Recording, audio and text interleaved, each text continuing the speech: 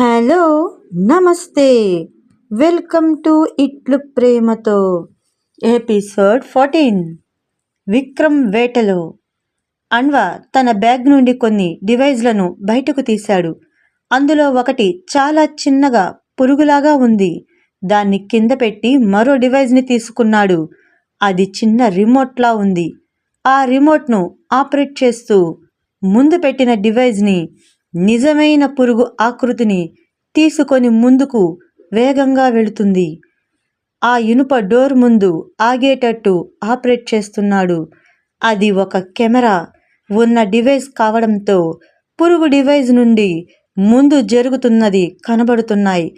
అన్వకు చేతిలో ఉన్న special phone స్క్రీన్పై ఎవడో ఒకడు వచ్చాడు ఆ డోర్ ముందుకు. వెంటనే ఆ పురుగు డివైజ్ నెమ్మదిగా వాడిపైకి ఎక్కేసింది. వెనుక నుండి వాడు దాన్ని చూసుకోలేదు. అంత జాగ్రత్తగా వాడిపైకి ఎక్కించాడు అన్వ. విక్రమ్ బ్యాచ్గాడు దాంతో సహా డోర్ తెరుచుకొని అండర్ గ్రౌండ్లోకి వెళుతున్నాడు. లోపల అడుగు పెట్టగానే కాంతివంతంగా ఉంది ఆ ప్రదేశం. లోపల అందరూ తెల్ల చొక్కాలు వేసుకొని ఉన్నారు. చేతులకు గ్లౌజులు వేసుకొని ఉన్నారు. ఒక పక్క రసాయనాలు గాజు పరికరాల్లో నింపి ఉన్నాయి. లోపల ఆ పురుగును తన చేతిలో ఉన్న డివైస్ సహాయంతో తిప్పి తిప్పి చూస్తున్నాడు అన్వ. ఆ పురుగు వెళుతున్న కొద్దీ చాలా బెడ్లు ఉన్నాయి. బెడ్లపై మనుషులున్నారు. పసి పిల్లల నుండి ముసలి వాళ్ళ వరకు ఉన్నారు. మరో పక్క తిప్పి చూస్తున్నాడు. అక్కడ అరల్లో పెద్ద పెద్ద గాజు సీసాల్లో చనిపోయిన గర్భస్థ శిశువులు ఉన్నారు. ఆ దృశ్యాలను చూస్తున్న టీం మొత్తానికి ఒళ్ళు రగిలిపోతోంది. వాళ్ళ అవస్థకు కడుపు మండిపోతోంది. ఆ విక్రమ్ గాన్ని అస్సలు వదలకూడదు అనుకుంటున్నారు. అక్కడి వాతావరణాన్ని చూస్తున్న టీంకు రక్తం ఎరుపెక్కిపోతోంది. అది చూస్తున్న టీం నెంబర్ నాకు వచ్చే కోపానికి ఒక బాంబు వేసి ఆ స్థావరాన్ని లేకుండా చెయ్యాలనిపిస్తోంది. వేసేయమంటారా? వద్దు. అలా చేస్తే లోపల ఉన్న అమాయకులు కూడా చనిపోతారు.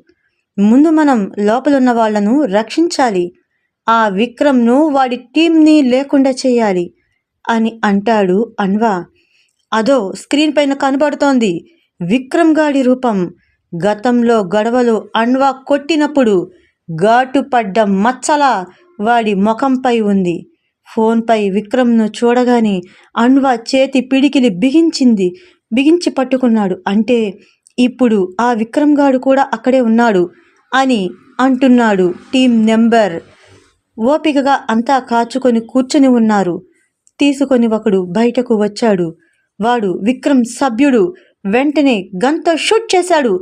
అన్వ ఆ డోర్ ముయ్యక ముందే కావాలని షూట్ చేయడంతో వాడు గట్టిగా అరుస్తూ ఆ అంటూ కింద పడిపోయాడు. ఏదో జరుగుతుందని విక్రమ్ తాలూకు మనుషులు కొందరు బయటకు వచ్చి చూస్తున్నారు. రెప్పపాటు దాడిలా టపా టపామని వాళ్లను లేపేశారు. వాళ్లను కూడా కాల్చేశారు. పొంగుకొస్తున్న ఉపద్రవంలా పరిగెట్టుకుంటూ ముందుకు వెళుతున్నారు అన్వ టీం. ఈసారి ఆ విక్రమ్ గాడు తప్పించుకోకూడదని ముందస్తు జాగ్రత్త కట్టుదిట్టంతో సిద్ధమై వచ్చిన అన్వ టీం సభ్యుల కంటే ముందుగా ఆ ద్వారం లోపలికి దిగాడు. అతని వెనకే టకామని అందరూ దిగేస్తున్నారు.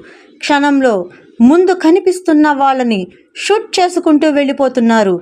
అనుకోకుండా జరిగిన సంఘటనకు బిత్తరపోయి చూస్తున్నారు విక్రమ్ సభ్యులు.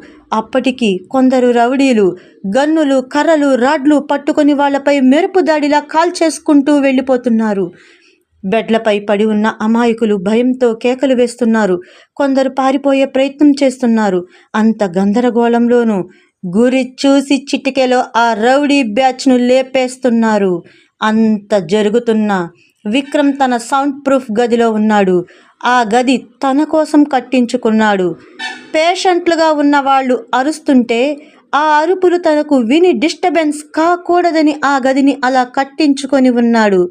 అందువల్ల ఆ శబ్దాలు లోపలికి వినిపించలేదు. ఒక్కడు కూడా మిగలలేదు విక్రమ్ బ్యాచ్ వాళ్ళు.